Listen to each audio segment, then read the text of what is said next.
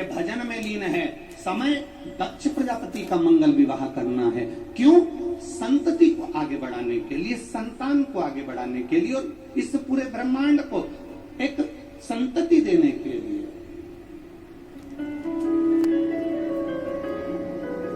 करा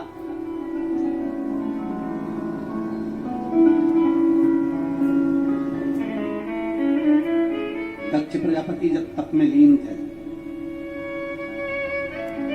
कहा, ब्रह्मा जी ने आकर कहा, दक्ष प्रजापति तुम तप में तो लीन हो, परंतु हमारा विचार है कि तुम अब संतति को आगे बढ़ाओ। तुम्हें संतति को आगे कैसे बढ़ाओ? आपको विवाह करना पड़ेगा। किससे विवाह करूं? भगवान ब्रह्मदेव से भगवान दक्ष प्रजापति कह रहे हैं कि मैं विवाह करूं तो करूं किससे?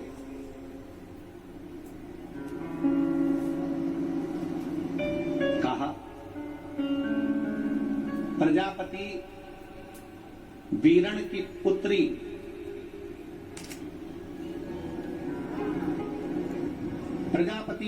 पुत्री जिसका नाम आसिकनी है, उसको लोग वीरणी भी कहते हैं। प्रजापति वीरण की पुत्री जिसको लोग आसकनी कहते हैं, उसका नाम वीरणी भी है। दक्ष प्रजापति तुम्हें विवाह करना पड़ेगा। किससे? प्रजापति वीरण की पुत्री आसकनी से।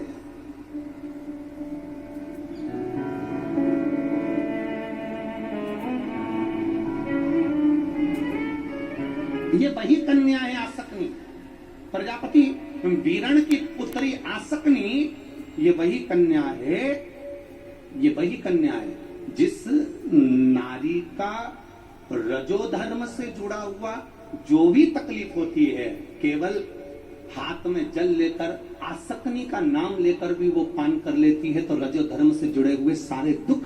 कहते हैं कि गर्भाशय में अगर गांठ भी पड़ गई है और डॉक्टर कह रहा है कि बच्चा रानी में गांठ है, गर्भाशय में गांठ है और इसका ऑपरेशन होना जरूरी है, आसकनी दक्ष प्रजापति की पहली पत्नी का मात्र स्मरण कर कर अगर आचमन पानी का कर लिया जाए तो गांठ भी गर्भाशय की गलना प्रारंभ हो जाती है। ये वो नाम, ये वो शब्द है। अगर मान लो शरीर में कोई गांठ पड़ जाती है, डॉक्टर अपना इलाज कर रहा हो, उस जगह पर प्रजापति वीरण की पुत्री आसकनी का नाम स्मरण में आना चाहिए। एक बार सब बोलिए, क्या नाम है? आसकनी। और हम आसकनी का नाम भी नहीं बोल सकते, तो इसी आसकनी का एक नाम है वीरणी। क्या नाम है? वीरणी। इसी का नाम, आसकनी का ही एक नाम, क्योंकि प्रजापति वीरण की पुत्री है, तो इसलिए यह आसकनी का एक नाम है वीरणी।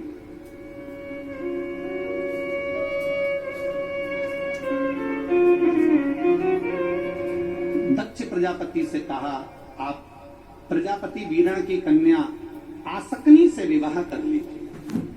महाराज, आसकनी से विवाह? हाँ, कारण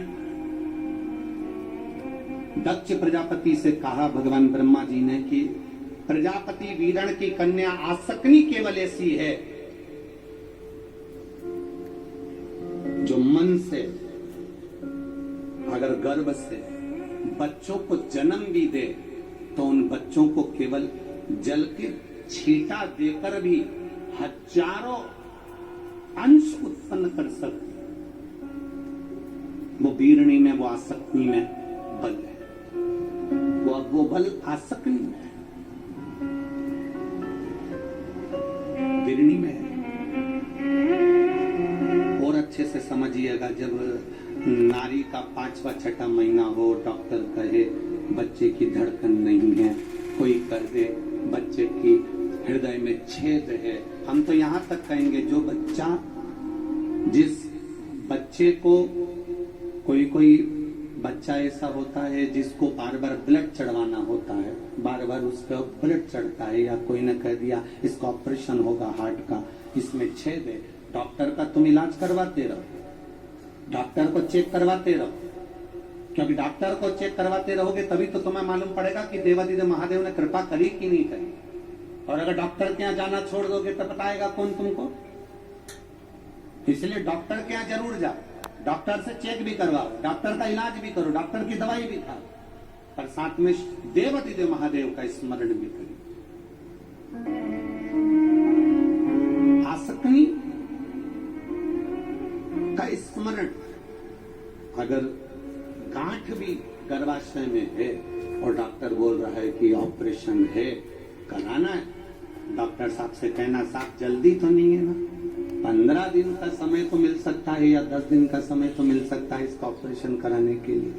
फिर आसक्ति का नाम लेकर शिव जी के शिवलिंग पर जब हम बेलपत्र समर्पित करें तो ये डंडी का मुख जब हम शिव जी को चढ़ाते हैं तो ये डंडी का मुख हमेशा हम उधर रखते हैं। अब की बात, आसक्ति का नाम लेकर जब हम शंकर भगवान को बेलपत्र समर्पित करेंगे तो ये डंडी का मुख शिवलिंग पर अपनी ओर रखेंगे और उसी बेलपत्र को चढ़ाकर जल समर्पित कर कर आचमन कर कर उसी बेलपत्र को लाकर घर के द्वार को पूरा खोलकर घर के अंदर प्रवेश कर कर घर के बाहर स्मरण को शिव को याद करते हुए उस बेलपत्र को चबा चबा कर खाना प्रारंभ करिए।